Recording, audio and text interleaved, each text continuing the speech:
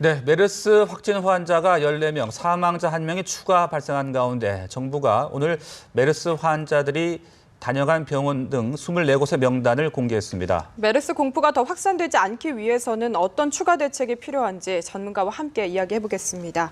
중앙대 서울대우 약학대 교수 나오셨습니다. 어서 오십시오. 네, 안녕하세요. 네, 오늘 이제 환자가 발생한 병원 또 환자가 다녀간 병원 등 24곳의 명단이 공개가 됐습니다. 그동안은 혼란을 막기 위해서 공개할 수 없다는 입장에서 오늘 바꿔서 발표를 한 것인데 뭐 접촉자들의 어떤 추적 관리가 용이해졌다라는 장점이 있다 아닙니다. 또 반대로 해당 병원에서 치료를 받고 있는 환자들이 좀 불안해하지 않을까 이런 우려가 나오고 있는데요. 어떻게 보십니까? 저는 뭐 늦었지만 공개는 굉장히 잘한 일이라고 생각이 되고요. 이제는 보시다시피 이 환자 상황이 전국적으로 퍼져가는 상황이기 때문에 지금 그 명단 공개가 된 병원에 계신 환자분들도 꼭 이 병원을 벗어나는 것이 더 안전하다 이렇게 생각하실 필요가 없습니다.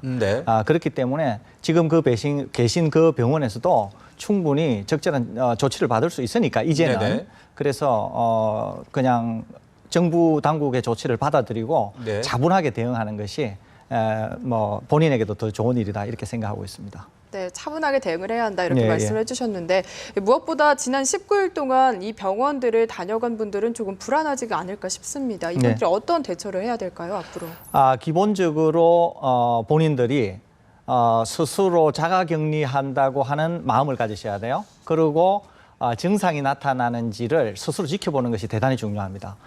일정 기간 동안 그러니까 2일에서 12일, 14일까지가 잠복기이기 때문에 그때까지 증상만 나타나지 않으면 아무런 문제가 없으니까 너무 염려하지 마시고 증상이 나타나는지 여부를 먼저 체크해 보는 것이 중요하겠습니다. 네. 자, 그리고 이 2차 진원지로 삼성 서울병원이 지목이 되고 있습니다. 3차 감염자가 17명에 달하고 있는데 그 지난달 응급실에서 14번 환자에게 노출된 것으로 지금 알려지고 있습니다. 이렇게 많은 감염자가 나온 것이 응급실이었기 때문에 이것이 중요한 원인으로 볼 수 있는 겁니까?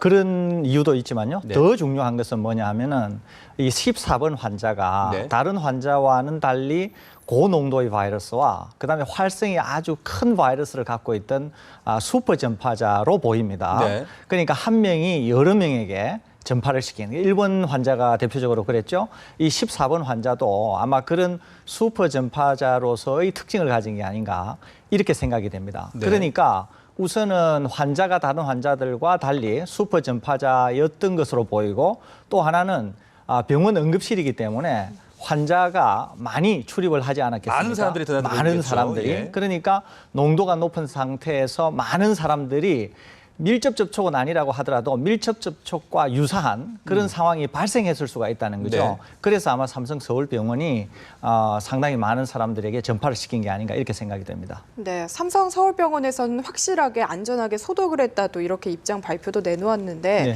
소독 정도로 안심이 되는 건지 아니면 아예 폐쇄를 해야 된다 이런 의견도 있거든요. 어떻게 보십니까? 이거는 폐쇄를 하는 게 맞습니다. 왜냐하면 소독이라고 하면 우리가 이제 이렇게 생각하는 거예요. 소독약을 뿌리면 소독이 될 것이다 이렇게 생각하지 않습니까? 근데 더 중요한 거는 소독의 방법입니다.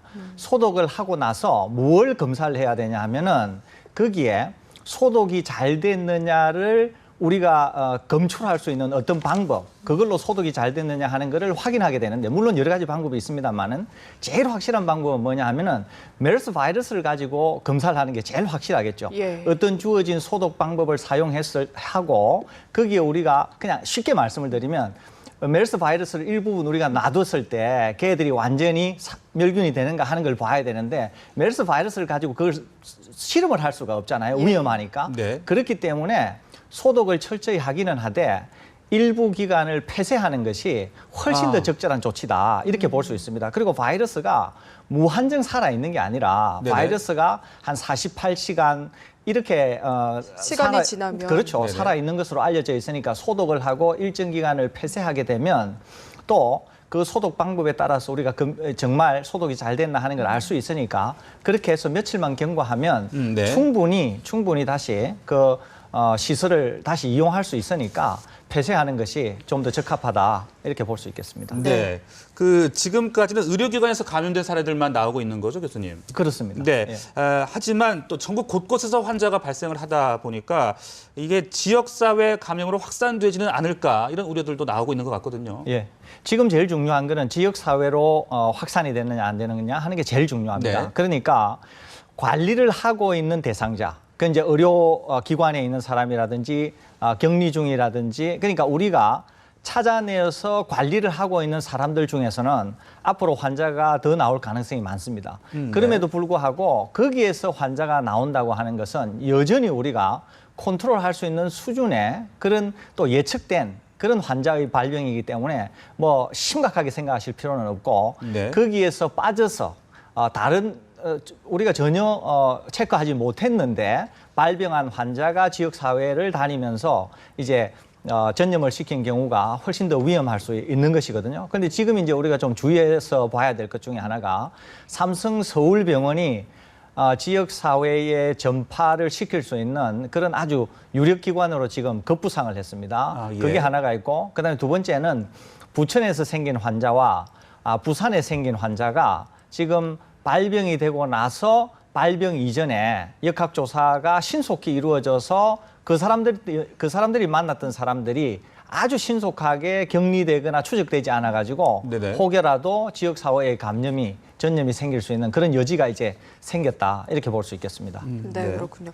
이렇게 국내에서는 좀 빠르게 메르스가 확산되고 있는데 이 국제과학저널 네이처죠. 네. 여기에서 발표된 내용을 보면 메르스가 사람의 바이러스가 아니다 이렇게 얘기하면서 대유행으로 번질 가능성을 좀 낮게 봤거든요. 네.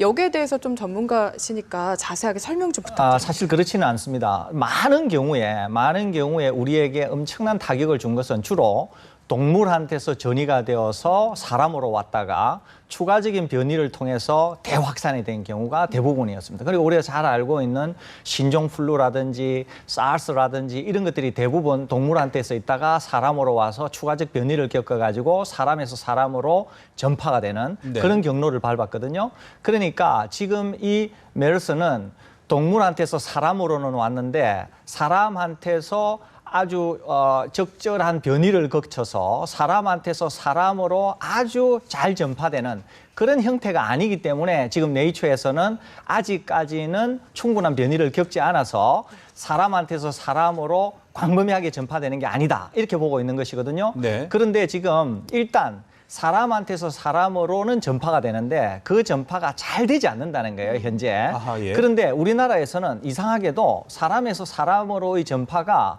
잘 알려져 있는 공기를 통한 전파만큼 또 다른 잘 알려져 있는 전 세계의 보건 위협을 줬던 것 같이 심각하게 잘 전파되는 건 아니지만 네. 한국에서는 그래도 여태까지 알려져 있던 것보다는 전파가 지금 잘 되고 있는 굉장히 상황이거든요. 빠르죠. 상당히 빠르게. 그렇기 때문에 우리가 네이처가 이런 얘기를 했기 때문에 그것을 액면 그대로 받아들일 게 아니라 우리는 뭔가 다른 일이 벌어졌고 기존에 알던 것보다는 사람에서 사람으로의 전파가 좀 더 용이하게 일어난 측면이 있다. 그러니까 바이러스의 문제냐 아니면 환경적인 요인이냐 이거는 모르지만 우리는 약간 다른 상황이 발생했고 우리한테서는 좀 더 사람에서 사람으로의 전파가 용이해졌으니까 좀 더 네. 주의를 기울일 필요가 있다. 이렇게 저는 생각합니다. 네, 그 말씀하신 것처럼 우리나라의 확산세가 좀 높다 보니까 이 감염이 더 잘 되도록 변이됐다 이런 의혹이 있었는데 네. 일단은 변이가 없다.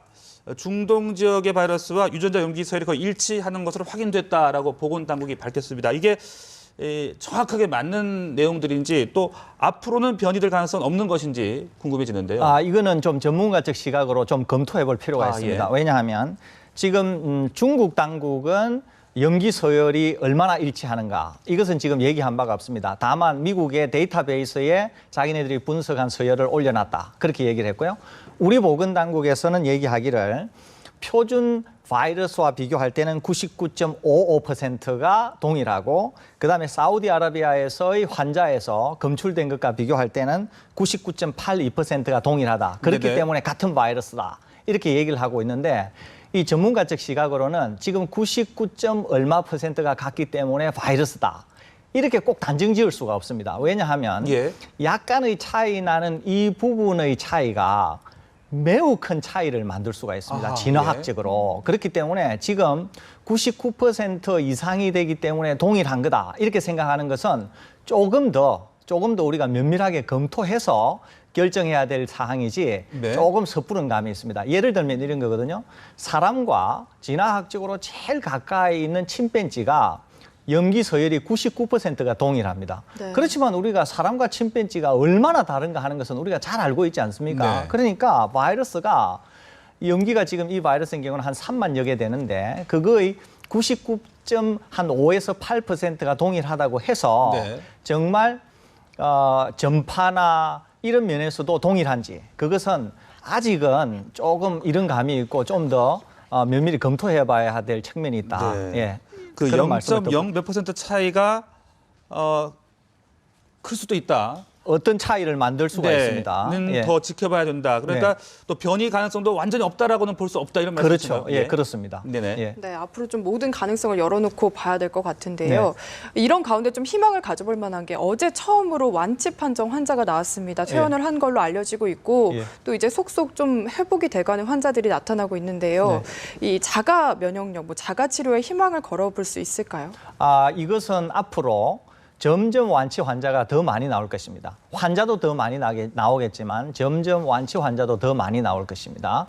무슨 말이냐 하면은 실제로 정확히 이 병에 사용되는 약은 없지만 여러 가지 치료 수단을 통해서 충분히 회복할 수 있고 네. 충분히 치료되어서 퇴원할 수 있다는 얘기거든요. 특별히 만성질환이 없는 경우, 그것도 심각한 만성질환이 없는 건강한 사람인 경우에는 감염이 되어도 충분히 회복될 수 있으니까 너무 감염되는 것에 대해서 엄청난 불안을 가질 필요는 없다는 거예요. 또 하나는 이렇게 회복되어서 퇴원하시는 분인 경우에는 몸에 충분한 항체가 생겼을 경우에는 똑같은 바이러스로는 거의 평생 동안 이제 재감염이 안 될 가능성이 굉장히 많습니다. 그러니까 지역 사회에서도 퇴원한 환자를 받아들이시는 데 있어서 너무 그렇게 걱정을 하실 필요는 없다는 말씀을 꼭 제가 덧붙입니다. 네. 자, 이 메르스 확산 사태가 좀 빨리 좀 진정됐으면 하는 바람인데 우리 정부 어떤 조치를 취해야 할지 또 우리 개인들은 어떤 위생 규칙을 잘 지켜야 할지 조언을 해주시죠. 제가 말씀드린 것처럼 이제 지역 사회로의 감염이냐 아니면 우리가 관찰 대상자 중에서 발병이 더 생기면서 환자는 더 생기더라도 우리가 진압을 할 것이냐 지금 이 기로에 서 있습니다. 네. 아무튼 이 상황에서도 제일 중요한 것은 방역 당국의 역학조사와 빠른 대처입니다. 그러니까 방역 당국에서는 그 점에 좀 많이 유의를 해주시길 바라고 또 하나 방역 당국이 제가 꼭 말씀드리고 싶은 것은 두 가지 중요한 요인이 있는데요. 하나는 슈퍼 전파자입니다. 1번과 14번 또 슈퍼 병원이라고도 볼 수 있겠죠. 삼성의료원 같은 또 평택 성모병원과 같은 이런 슈퍼 전파 병원이 있을 수 있는데 이런 데에 대한 정밀한 역학조사는 매우 중요합니다. 왜 그러냐 하면은 다른 병원에도 이 사실을 적용해서 방역을 유효적절하게 할 수 있고 또 국제사회에도 알려서 우리 때에는 이랬으니까 다른 나라들에게서도 혹시 이와 유사한 일이 생기면은 우리의 예를 적용을 해서 잘 방비하라 이런 측면에서 우리가 알려주는 게 대단히 중요하고요. 또 하나는 네.